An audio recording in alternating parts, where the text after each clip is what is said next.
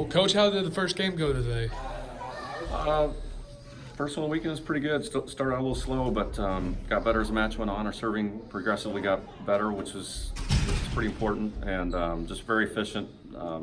9 hitting errors total for a 3-set match is pretty low, so pretty pleased with that. And our game plan was to not let their middles get a lot of kills. Both their middles lead them in kills, and I think total they had 5 kills for the day, so pretty important for us. Leah Edmond got off to the fast start. Was it a conscious effort to serve her, or was it just an advantage that you saw there?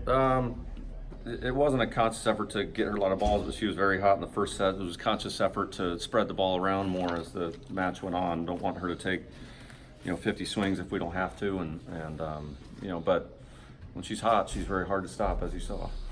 This was the first time a lot of us got to see Leah Meyer in person. Man, what about having somebody like that just kind of drop into your lap? Can you tell about how she's been able to get adjusted so quickly? Well, I mean, she makes very few mistakes, and she's got a rocket arm, and behind the setter, she can rip it. So, having someone that is a threat behind the setter is invaluable for our setter so that she can run the offense, and valuable for the outside hitters on the other side of the net because they're going to have one-on-ones. And, I still think she's improving, so it'll be fun to see what we can get out of her.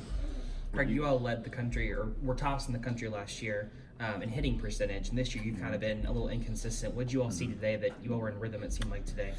Well, we spent time working on it, so that was important. I mean, all through camp, we just worked on defense, and it really showed our first couple weekends that we were very inconsistent offensively, so we spent purposeful effort this week trying to get our offense more rhythmic, and it definitely helped. It'll be important against Gulf Coast and IU to carry that on because they'll be better defensively. How much of that is just figuring out the lineups and who you're going to put in at the opposite and shifting all that stuff It's around? definitely part of it. It's probably more of just a rhythm and connection between the setter and the attacker. It's like a quarterback and receiver. If you're in the wrong step or half a step behind, you can't connect. So finding what that rhythm is between the attacker and when to start their approach is probably the most valuable, but yes, figuring out who's next to you every rotation is pretty important too. These round robin setups, I realize you have to do it like this, but the noon start, how would you assess the energy level out there today? Team or crowd? Just both. It was fine. I mean, I've seen worse. 10 a.m. matches isn't great. It was nice to have the band there to at least spark something, but I told the team you're going to have to create some of your own energy because it is a noon match. We're not going to get the people to have to work, during the day, and to be able to, at least play at an efficient high level was probably more important than the energy. So, As a coach, how difficult is it for you to kind of plan and adjust when you know you have another game tonight?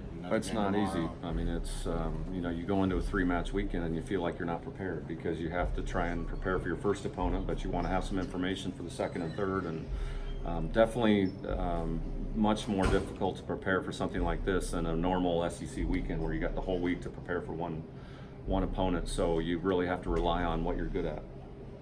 Anything else? All right, we'll bring in Leah Edmond. Thank you.